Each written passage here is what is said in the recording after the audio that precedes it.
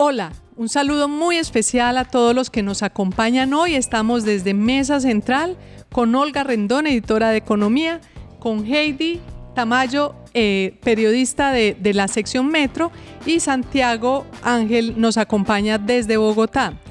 El tema de la semana, o por lo menos, no, hay muchos temas esta semana en los que queremos hablar desde aquí, desde el periódico colombiano con ustedes, pero realmente la semana empezó muy movida con el tema de las marchas contra el presidente Gustavo Petro. ¿Cómo las vio, Santiago, usted desde Bogotá?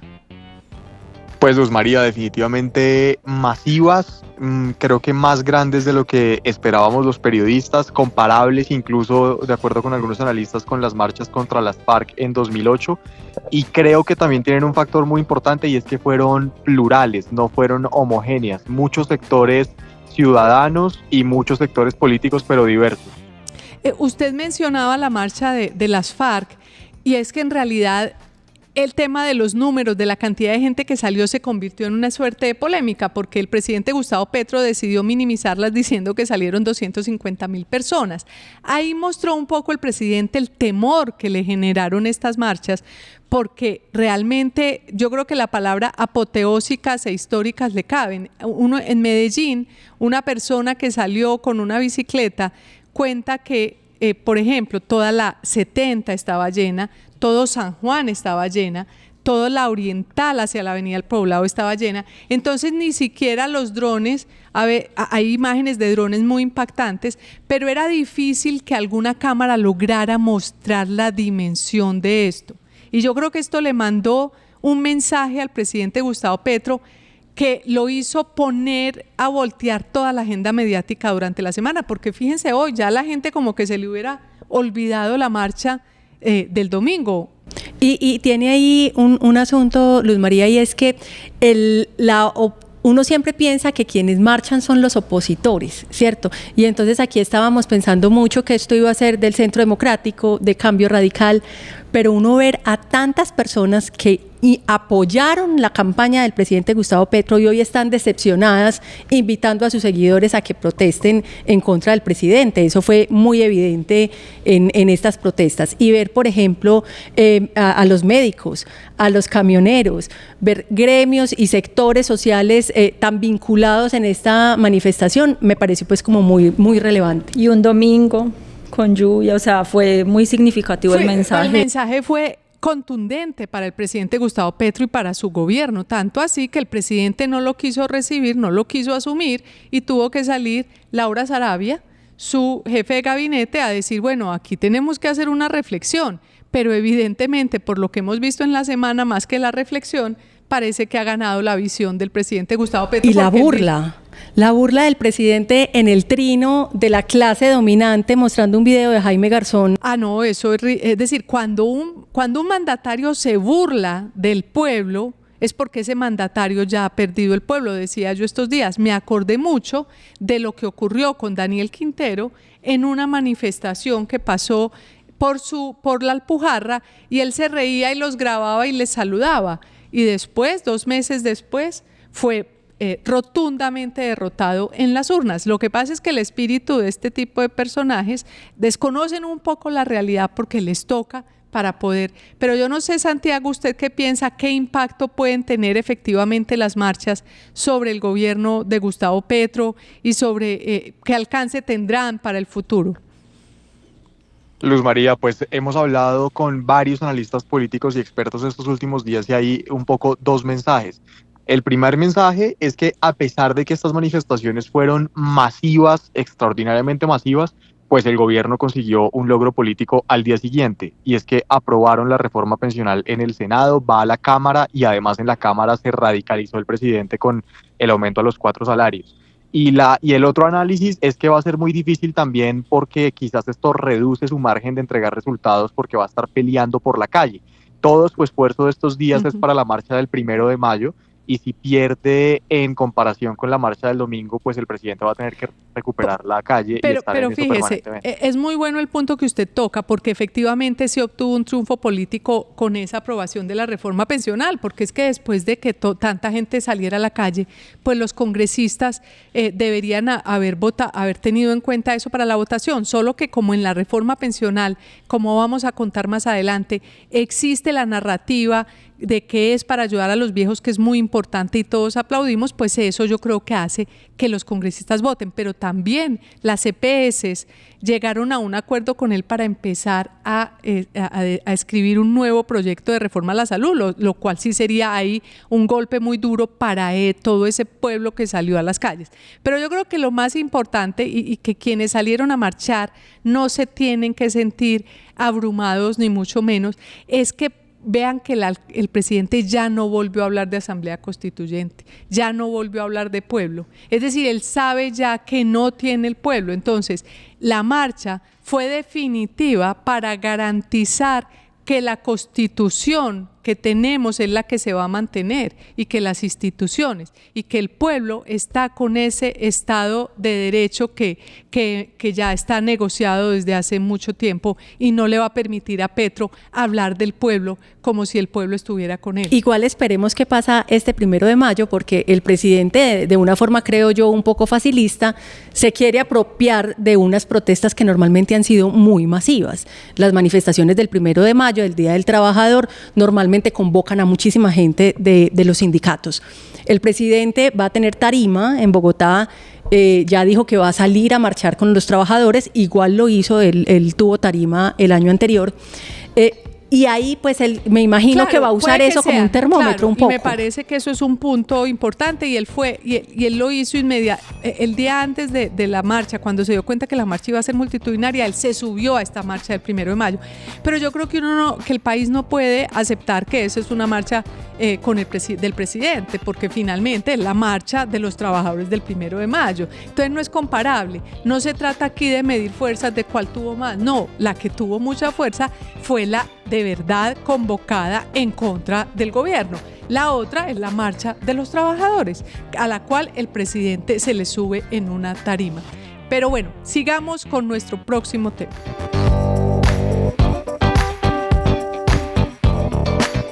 Oiga, yo no recuerdo escribiendo un editorial sobre el tema de el abuso sexual de niños en Medellín. Yo no recuerdo haberme sentido tan triste escribiendo algo como eso. Es que lo que ha pasado, esto que hemos denunciado y mostrado en El Colombiano con el abuso sexual infantil en Medellín, realmente es aberrante, abominable, despreciable. Esta semana conocimos el caso de este señor Estefan Correa, que es un gringo, aunque tiene apellido estadounidense, ecuatoriano es. Y es como farmacéuta, ¿no? Pues las investigaciones de la Fiscalía y de la Policía, que venía del caso de este señor Timothy Livingston, que había abusado de 2 niñas de 12 y 13 años y se escapó. En la investigación parece que se pillaron a este otro, Estefan Correa, ¿no? Sí. Fue justamente una menor de edad de las víctimas la que les contó a las autoridades que no solo había sido víctima de Timothy, sino que también Estefan Correa era un señor que venía a Colombia frecuentemente a cometer esta explotación sexual. Y entonces, porque es que ahí viene el cuento más aterrador, y es que ese señor Estefan Correa había venido 45 veces a Medellín en el 2023, entre el 2023 y lo que va corrido el 2024. Que alguien venga 45 veces a una ciudad a cometer este tipo de delitos, quiere decir que esa ciudad estaba absolutamente despreocupada por esa situación tan aberrante. De hecho, capturaron a alguien más estos días, ¿no? Sí, justamente anoche, hoy el alcalde Federico Gutiérrez pues lo confirmó, otro estadounidense que estaba en Aranjuez con una menor de edad de 15 años. Recordemos que cualquier menor de edad que esté pues con un adulto en estos contextos es un delito, es explotación sexual de niños, niñas y adolescentes, y lo cogieron pues también las autoridades en este momento. Es decir, con este ya son ¿cuántos? 9. Ya son 9 extranjeros este año capturados este año.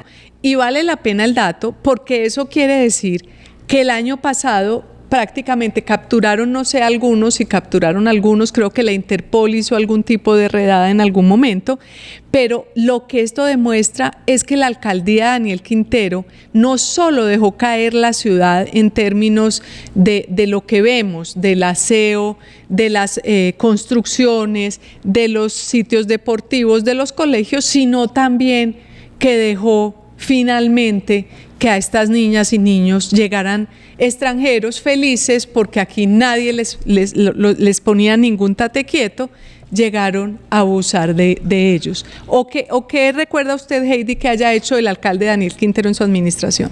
Eso que estás diciendo es muy importante y la cifra es muy dramática porque encontramos, pues, según las autoridades, que entre 2019 y 2023 hubo 10 capturas por estos casos. Este año van 9. O sea, sí hubo una pasividad absoluta, hubo algunos eventos pedagógicos, papayeras, algunas cositas en aeropuertos, en terminales, pero no hubo una real articulación, tampoco hubo como acciones muy contundentes contra todas estas redes de trata y de explotación sexual de los niños. En realidad sí se dejó crecer el problema, la verdad. Porque lo que a mí me parece muy impresionante es que recordaba yo que las denuncias que se han hecho del uso extravagante de la caja menor del alcalde Daniel Quintero, que consumía en restaurantes millonadas. De hecho, el restaurante en el que más consumió Daniel Quintero fue uno que se llama Canalla, en El Poblado. Pagó 4 millones de pesos. Pagó esos 4 millones de pesos, seguramente en un sitio, mientras al lado, y quién sabe si ahí mismo en ese restaurante, estaban esos pederastas abusando de estas niñas, que realmente lo más dramático, publicamos los chats del pedófilo, de este señor Estefan Correa, que son realmente aterradores, ¿no? Leamos alguno de los chats para entender la dimensión de los hechos. Son unos chats entre Estefan Correa y la que parece ser como la traficante de niñas, ¿no? Sí, una proxeneta. Parece ser una mujer, porque ella le dice amor o él le responde así, y él le dice que ella sabe cómo le gustan a él las niñas, ¿no? Él dice, me gustan, acuérdate que se consiga además una que sea blanquita, flaquita, bajita, que tenga entre 10 u 11 años. Yo le regalo un iPhone Plus 7 y a su amiga un iPhone 8 por ser más atrevida, le dice este señor Correa, lo cual es como que la piedra de cambio era los iPhones. No, y llega a un punto ya pues muy aberrante en el que él le dice a esta que presumimos pues que es una mujer, que si a la niña le duele no puede llorar, o sea que tiene que tratar de disfrutar, es una cosa que ya va más allá. Es que lo impresionante es que parece que era ya una niña con la que él ya había estado, y le dice, recuérdele que no puede llorar. Dice, porque probablemente volverá a llorar del dolor, así sabrá que no hay vuelta atrás. Eso es dolorosísimo, y además porque le dice, si no llora y si se deja, entonces ya no le doy un iPhone 7 o un iPhone 8, sino que le doy un iPhone XS y tal vez un iPhone XS más. Es decir, ¿qué tipo de persona es este tan despreciable que cree que puede utilizar el iPhone? Pero volviendo, es decir, ya de él sabemos que es un delincuente, un monstruo, un enfermo. Pero ¿qué hacían las autoridades? Es decir, es que yo me acuerdo, no solamente esto que estamos diciendo, que es que Daniel Quintero iba con todo su equipo a gastarse la plata del distrito en grandes menús, costosos menús, sino que me acuerdo que una vez hace más o menos un año estuvo allá en el Parque Lleras, estuvo con su guardia y una señora le gritó cualquier cosa, lo abuchearon, y entonces llegó el mayor de la policía, interpeló a la señora, se la llevó detenida a la estación de policía. Pues no mostraron mayor valentía con las bandas delincuenciales que trafican con estas niñas. Te digo, Luzma, que eso es un asunto que que no es de plata, ni siquiera es que se necesiten grandes recursos, eso es voluntad política. Y eso creo que se ha visto un poco en la mano dura que muestra Federico Gutiérrez, no solo en este tema, pues todo lo que ha ocurrido con los piques, son simplemente querer hacer y poner orden en la ciudad que está abandonada. Por momentos uno dice, pero ¿qué estaba haciendo este señor alcalde Daniel Quintero que todo estaba manga por hombro? Porque es que una cosa, entonces dicen, pues no, es que el cemento no importa, no sé qué. No, pero es que esto era, esa niña, yo me pregunto, ¿dónde está esa niña hoy a la que le dolía lo que le hacía este señor? Yo creería que deberían ir a buscarla, deberían ayudarle el Estado, no solamente el Estado local, el ICBF, el gobierno del presidente Gustavo Petro, la alcaldía de Federico Gutiérrez. Creo que no hay tarea más importante en este momento en esta ciudad que ir a buscar a todas esas niñas de las cuales abusaron y darles alguna oportunidad y repararles ese daño que les ha hecho la sociedad. Porque cuando piden perdón, es que el alcalde Daniel Quintero debería pedirles perdón a todas ellas. Así como piden que pidan perdón por las atrocidades que se han cometido en la historia del conflicto, pues también deberían pedir perdón a estas niñas, porque es que no tienen ninguna presentación que el Estado haya permitido que esto haya pasado, porque si un señor pudo llegar 45 veces a esta ciudad para abusar de niñas y niños, es porque en esta ciudad nadie le ponía una talanquera. Y teniendo en cuenta que no solo es atender a las que han sido víctimas porque también hay niños y adolescentes hombres, sino que hace poco hablábamos en un hogar de protección con adolescentes y menores pues de edad, niños, niñas, adolescentes, y ellos mismos decían y reconocen, hoy el riesgo en los barrios es altísimo. Los mismos menores de edad son utilizados por estas estructuras delincuenciales para que vayan y convenzan a otros compañeritos del colegio. O sea, la red de verdad es algo muy grave que está sucediendo en la ciudad, y también hay que ponerle el foco, Luz María, a los que todavía no han sido cooptados por estos grupos. O sea, hay un montón de consumo de sustancias psicoactivas y otros factores de riesgo que se deben atender para que más niños, niñas y adolescentes no caigan en esta explotación sexual. Claro, y de hecho, mire que las estadísticas, mostraba Ricardo Ávila en el periódico El Tiempo, que vienen muchos más hombres que mujeres a Medellín, solos. La gente se sube en los aviones y ve hombres solos viajando a Medellín desde Estados Unidos, muchos por trabajo, pero la dimensión es tanta que no es solo por trabajo. Pero bueno, esta situación es demasiado dura. Aplaudimos que el alcalde Federico Gutiérrez se haya puesto las botas, la camiseta en este tema y esté tratando con la ayuda del gobierno de Estados Unidos, porque el gobierno de Estados Unidos ha ayudado mucho a desarticular estas bandas, porque hay que ir a la esencia, a desarticular a las bandas y no estar golpeando, pues simplemente capturando a las niñas como ha ocurrido en María, y también como sociedad, que pensemos todos que tenemos que cuidar a los niños de Medellín, a los niños, niñas y adolescentes, y que tengamos como todos el compromiso, porque si bien usted decía ahorita el alcalde Quintero lo vio, pues seguramente muchos medellinenses también lo están viendo. Claro, pero lo que pasa es que lo vimos y lo denunciamos. Es decir, desde los últimos 3 años el periódico El Colombiano y la gente que venía, y Carolina Sanín, la escritora, y todos los turistas que venían decían, esto es aberrante lo que está pasando, pero nadie, desde las autoridades, nadie le importó, porque en realidad, y no nos vamos a meter ese tema, pues realmente no les importaban los niños, o si no, vea el caso de Buen Comienzo, que era un programa modelo en el país y se lo entregaron a la corrupción, entonces realmente no importaba.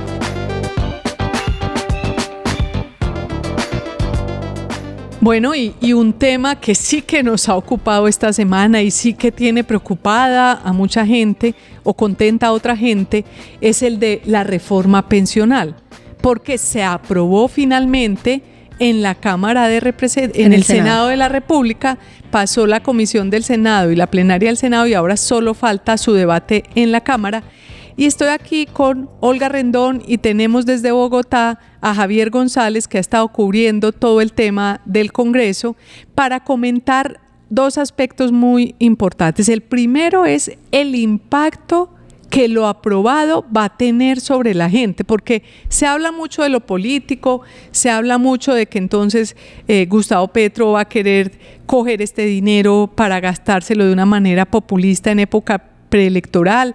Él también a su vez también habla mucho de que no, que esta es la solución para darle plata a los viejitos pobres, que también es cierto, ambas son ciertas, pero queremos en este momento hablar un poco de la persona que nos está viendo, Olga, que, no hablemos de la gente que se queda en el sistema como está, ¿no? Primero, digamos quiénes son los que se quedan en el sistema. O sea, esto no le aplica a quien, mujeres, con 750 semanas cotizadas. Es decir, si usted que nos está viendo, está sentada ya, ha trabajado 15 años y ha cotizado esos 15 años a pensiones, es probable que no le aplique. Eso. Y a los hombres con 900 semanas cotizadas. Que son 18 años.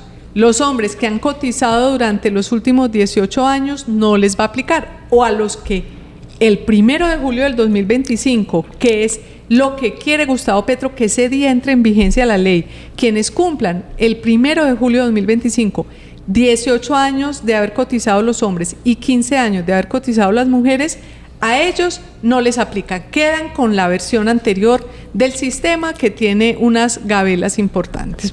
Así es. Y entonces viene la reforma que nos cambia, ahí sí a todos los demás, a todos nos afecta de alguna manera. Primero, por ejemplo, se nos reduce esa expectativa de una mejor pensión en Colpensiones. Seguramente todos han escuchado que uno, faltando 10 años para la edad de jubilación, se cambia de régimen, porque usualmente a las personas que tienen salarios altos y no tienen un fondo de ahorro voluntario abultado, pues le resulta más beneficiosa la pensión en Colpensiones porque es altamente subsidiada por el Estado. Porque el sistema privado, exacto, el sistema de pensiones privado lo que hace es lo que tú ahorras, te lo da luego como pensiones. En cambio, en el sistema de Colpensiones, en el sistema público, pues hay muchos subsidios, digamos, a uno le pagan más de lo que uno ahorra, a uno le dan muchísimo más de lo que uno ahorra. Entonces lo que hace la reforma es eso, la reforma dice, como fue aprobada en el Senado, dice, hasta los 2,3 salarios mínimos, todos tienen que seguir cotizando en Colpensiones. Es decir, a los que a los que los va a coger esta reforma, pues todos nos vamos para Colpensiones. Todos nos vamos para Colpensiones. Pero a los que se les va después a dar la pensión con base en esta nueva reforma, lo que va a pasar es que solamente sobre esos 2,3 salarios mínimos, el Estado les va a dar una suerte de subsidio. Exactamente. En cambio, si uno gana 10 salarios mínimos, ya sobre el resto, sobre esos 7,7 salarios mínimos, el resto pues restando 10 de 2,3, pues sobre esos va a ser por ahorro. Es decir, es como hoy funcionan los fondos privados. Entonces, ¿qué es lo que pasa? Como dices tú, Olga, antes la gente toda faltaban 10 años y todas se iba a Colpensiones porque en Colpensiones le subsidian sobre todo su cotización. En cambio, en los fondos privados no. Entonces, ahora el subsidio va a ser para todo el mundo solamente hasta 2,3 salarios. Hasta 2,3 salarios. Es decir, los futuros van a tener una menor pensión que los del presente sistema. Quienes se vayan a jubilar después, la pensión por encima de los 2,3 salarios mínimos va a ser de menos valor monetario. Claro, y hay otra diferencia muy importante que yo creo que es tal vez la más grave, y es el aumento de las semanas, porque como todos vamos para Colpensiones, digamos un trabajador de salario mínimo que tiene garantía de pensión mínima en ambos sistemas hoy, en el fondo privado necesita apenas 1.150 semanas cotizadas para pensionarse. En Colpensiones necesita 1.300. Como todos vamos para Colpensiones, todos vamos a necesitar 1.300 semanas. Esos 150 semanas más son cerca de 3 años. Eso para los hombres, porque para las mujeres, en cambio, hay una reducción muy importante de semanas. Las mujeres van a necesitar solamente 1.000 semanas cotizadas. ¿Pero nos rebajaron o no? Sí. Y no importa si no tiene hijos. No importa si no tiene hijos. Todas las mujeres van a tener en este nuevo sistema, eso se empieza a reducir. Por la orden de la Corte Constitucional, claro, que obligó a ello. Y luego, por cada hijo, otras 50 semanas hasta por máximo 3 hijos. Es decir, habrá mujeres que se puedan jubilar con 850 semanas. Bueno, eso tiene unas implicaciones sobre las que no vamos a hablar en este momento. Es que las mujeres van a cotizar menos, también ese artículo que metieron, que probablemente no prospere, que también van a cotizar menos los campesinos, los afros, los indígenas, porque todo eso suma a que la bomba pensional, que es muy terrible hoy, pues se va a desagravar, según las cuentas del propio Ministerio de Hacienda. Pero hay un punto que me parece importante que toquemos antes de ir con Javier en Bogotá, y es el tema de los subsidios para los viejos, porque yo creo que de verdad esta reforma en teoría tiene eso de muy bueno, que hay muchos viejos hoy en el país, muchos viejitos y viejitas que no tienen pensión, sobre todo los más vulnerables, que el cálculo no es exacto. Según el DANE, hay 1.800.000 personas en edad de mayores de 60 años en pobreza monetaria. Según el presidente de la República, lo que quiere es darle a 3 millones un subsidio, lo que él llama un bono pensional, y según el ministro de Interior es a 2,5 millones. Es decir, no tienen claras las cuentas de a cuántos es que hay que darle, pero esto viene desde la promesa de campaña, ¿no, Olga? Que el presidente decía: vamos a darle a los viejos y a las viejas 500.000 pesos mensuales. Él en campaña dijo a todos los adultos mayores que no hubieran obtenido pensión, les iba a dar 500.000 pesos. Y yo creo que muchos de ellos votaron por él, por esa promesa. Al día de hoy, estamos ya casi a 2 años, pues siguen dándoles los mismos 80.000 pesos a un grupo selecto de 1.600.000 de ellos, que son los mismos 80.000 por el mismo subsidio que se da desde la época, creo que de Álvaro Uribe Vélez, que fue el que creó esto de Colombia Mayor, que es un subsidio para los viejos. Nada ha cambiado. En 2 años, Gustavo Petro no les ha mejorado esa condición. Eso es cierto. El presidente de todas formas había dicho que era necesaria la reforma pensional para poder liberar los recursos del presupuesto general de la Nación. Entonces, con esta reforma va a liberar esos recursos que ya no se van a ir a un subsidio pensional, a los subsidios que paga Colpensiones, sino que se va a ir a pagarle 233.000 pesos a los adultos mayores que no tengan pensión, que estén en nivel de pobreza y vulnerabilidad según el CISBEN. Redujo todas las cosas, es decir, hace la reforma pensional porque además, cuando usted dice libera los recursos, es porque cuando todo el mundo se pasa de los fondos de pensiones, se tiene que pasar obligatoriamente de los fondos de pensiones a Colpensiones, todo el mundo empieza a cotizar en Colpensiones. Es decir, el 1 de julio del 2025, cuando empiece esta norma, le va a empezar a llegar al gobierno de Gustavo Petro una cantidad de plata que antes no tenía, porque se iba a los fondos y ellos la administraban como un ahorro personal de la gente.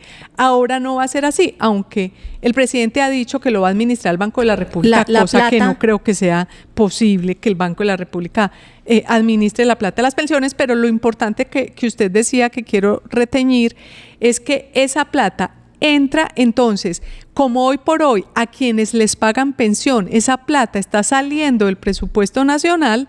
Entonces ahora, si todas las pensiones llegan, todas las cotizaciones, entonces con esas cotizaciones es que se va a pagar la pensión de los pensionados, y así se libera. Cuando usted dice libera, se libera esa plata del presupuesto general de la nación que se estaba teniendo que utilizar para pagar pensiones, que no es poca cosa tampoco. Pero bueno, además, otro detalle es que cuando usted dice que esto va a un grupo reducido pues no reducido, pero que ya no son todos los adultos mayores los que van a recibir este subsidio, porque finalmente es un subsidio, los que no cotizaron pues no reciben pensión, reciben un subsidio. Si se le aumenta de 80.000 a 223.000 pesos al mes, pues parece que no son todos los viejos. Entonces va a quedar de todas formas un grupo de la población que va incluso a estar en una situación muy complicada. Yo me imagino, por ejemplo, así como un viejo vulnerable que lo necesite y que me parece maravilloso y que yo creo que todo nos alegra que pueda recibir una mesada, pues así, entonces una persona de clase media, estrato 3, estrato 4, llega a esa edad, pero como no cumple los requisitos de estar en la situación más vulnerable, entonces esa persona no va a recibir esa mesada, pero tampoco va a tener. Y entonces va a haber como una diferenciación un poco extraña, que la clase media puede estar en desventaja con el Estado, sobre todo cuando se trata de adultos mayores, porque un adulto mayor, sea de estrato 4, 5 o 6, si no trabaja y no tiene ingresos, pues no tiene nada. Y no solo estrato 3, Luz María, yo conozco muchos casos en zonas muy pobres del país que están en estrato 1 y 2 y no están dentro de la población vulnerable ni pobre. Es decir, que va a haber también que lo que se está prometiendo, digamos, no es la panacea, porque de los millones de adultos mayores que va a haber cuando este sistema ya empiece a pagar a pagar pensiones, pues probablemente serán pocos los que. Javier, a propósito, cuéntenos un poco esto cómo vaya en la Cámara, qué cree, cómo son sus cuentas. Lo vi haciendo cuentas diciendo que eso pasa en la Cámara, que mejor dicho, tenemos reforma pensional. Luzma, hola, Olguita, hola, un saludo especial para todas nuestras audiencias. Pues sí, ya esta reforma tuvo lo que en el Congreso se llama su primera vuelta, es decir, ya superó sus primeros 2 debates en Senado y ahora restan otros 2 en Cámara antes de que sea ley de la República. ¿Cómo están las cuentas? Este proyecto tiene que pasar por la Comisión Séptima de la Cámara, donde Petro tiene grandes alfiles, como Ahmed Escab o el representante Alfredo Mondragón. ¿Y cómo están las cuentas? Que es lo que tú me preguntas. Son 21 integrantes de esta Comisión Séptima. De ellos, 3 están a favor. Es decir, ya tendría, digamos, mayoría. 4 son indecisos y 4 están en contra. Si se aprueba, como todo parece estar dado para que esa reforma se apruebe en la Comisión Séptima, pasa a la plenaria de la Cámara y allá también tiene Petro grandes mayorías. De 188 representantes, 102 son de la comisión de la coalición del gobierno. Pero usted dice que sí, que ya están, y esas cuentas sí, 140 y cuánto, perdón que lo interrumpí, De 188 representantes que hay, 102 son incondicionales al gobierno. Javier, pero entonces, ¿usted cree que algo afecta el hecho de que Gustavo Petro, al día siguiente de ser aprobado la reforma en el Senado, haya propuesto que él va a subir ya no va a dejar en 2,3 salarios mínimos el umbral, sino que lo va a subir a 4 salarios mínimos? ¿Usted cree que los senadores le aprueban esto o que tal vez simplemente se lo tumban y le aprueban la reforma como está? Luzma, es que aquí viene el novelón político de todo este asunto. Petro, esta reforma pensional, igual que pasaba con la reforma a la salud ahí en Senado, estaba ahí como tambaleando. ¿Qué hizo Petro? Organizó un almuerzo en casa de Nariño con los congresistas del Partido Liberal y los convenció justamente para que votaran su reforma pensional con el compromiso de que Petro ya no iba a poner ese umbral de cotización en 3 salarios mínimos, sino en 2,3. Eso fue lo que destrabó ese proyecto y se logró aprobar. Ahí también fue determinante la U. Pero ahorita, como usted bien lo dice, Petro cambió de opinión y ahora les dijo, no, ¿saben qué? Ya me lo aprobaron en Senado, ahora en Cámara me voy a dar la pela porque quede ese umbral en 4. Pues obviamente todos los senadores del Partido Liberal salieron como a decir, pero ¿qué pasó? Había un compromiso, se habló de traición y demás. Toca ver, digamos, qué va a pasar ahora con la bancada del Partido Liberal en Cámara, si van a permitir, digamos, como esa suerte de patraciada del jefe de Estado. El representante antioqueño Julián Peinado decía que los liberales con este acuerdo y con esa patraciada de Petro habían hecho el oso. Entonces hay que ver si Petro logra mantener las mayorías del Partido Liberal. Ahí le hago una cuñita adicional. A diferencia de Senado, en Cámara Petro tiene más adeptos incluso del Partido Liberal.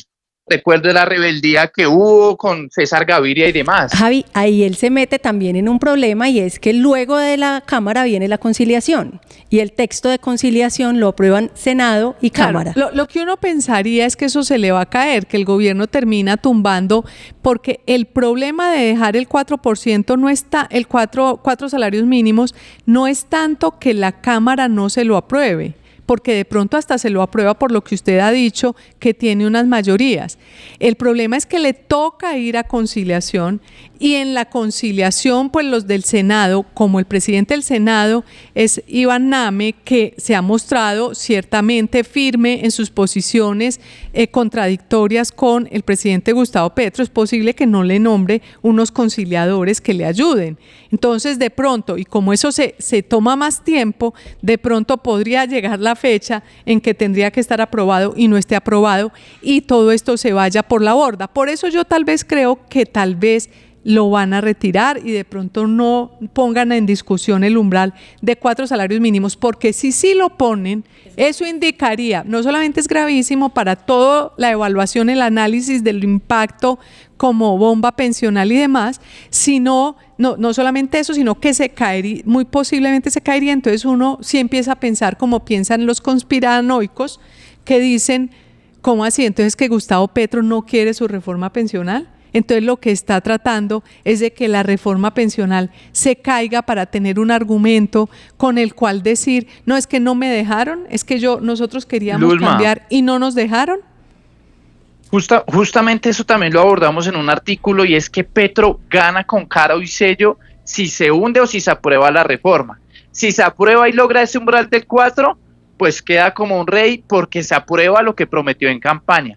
Si se hunde, va a dar gasolina a ese discurso de que hay una ruptura institucional, de que el Congreso no le camina y está saboteando sus reformas y sus proyectos, y que hay un bloqueo institucional que no permite, le repito, que no le permite avanzar en sus proyectos. Y le repito, él gana con cara o con sello con esta reforma. Para cerrar y concluir, 2 cosas. El presidente Gustavo Petro ha aprovechado muy bien el momento de plantear que esta reforma les sirve a los viejos y a las viejas porque él les va a dar, o el Estado les daría un subsidio de 223,000 pesos, que es mucho más pues que los 80,000 pesos que hoy les dan. Eso ojalá se vea, incluso hemos dicho en el periódico El Colombiano, extrañamente no sabemos por qué Gustavo Petro no les ha dado no les ha aumentado ese subsidio, si ya anunció que en junio o en agosto va a empezar a dar ese subsidio, porque no se los ha dado antes. Entonces, si estaba esperando esto para tener una narrativa que le permitiera vender la reforma pensional, porque detrás de todo, lo otro más grande, que lo de los abuelos lo aplaudimos, lo otro más grande es que al gobierno nacional les va a entrar billones de pesos, son 40 billones al año más o menos, los que entrarían por pensiones, y esto significa tener liquidez en momentos de campaña preelectoral, ya sea electoral para asuntos de presidencia, ya sea electoral para el tema de Asamblea Constituyente. Hemos oído al presidente decir que el progresismo merece quedarse 4 años más. Eso pues está en duda debido a que los índices de ejecución de su gobierno pues son realmente mediocres, según lo han presentado en los primeros 3 meses de este año. Entonces, de fondo está el tema, la narrativa de que esta reforma es para darles estos subsidios a los viejos y a las viejas, esconde un poco esta otra situación de hasta qué punto el gobierno lo que quiere es estatizar el Colpensiones, porque va a quedar las pensiones quedarían estatizadas. Ese nuevo umbral, el 95% de todos los colombianos entregarían toda su cotización a Colpensiones. Eso acaba el sistema privado completamente. Completamente. Volvemos al seguro social. Ayer veía cómo Alemania, por el contrario, se está devolviendo del seguro social, se está yendo a los fondos privados, más o menos, pues por resumirles. Entonces, lo que tendríamos es ese nuevo esquema manejado por Colpensiones, que propiamente no ha estado exenta de escándalos. Entonces, detrás de eso, detrás de lo bonito de la reforma pensional, hay algo que también genera mucho temor y mucha incertidumbre. Bueno, es que este tema de las pensiones es muy importante, muy interesante, lleno de detalles, lleno de frentes. Por eso le dedicamos más tiempo. Esperamos que hayan estado con nosotros hasta este momento. Muchas gracias, Heidi, muchas gracias, Olga. Les deseamos un excelente fin de semana.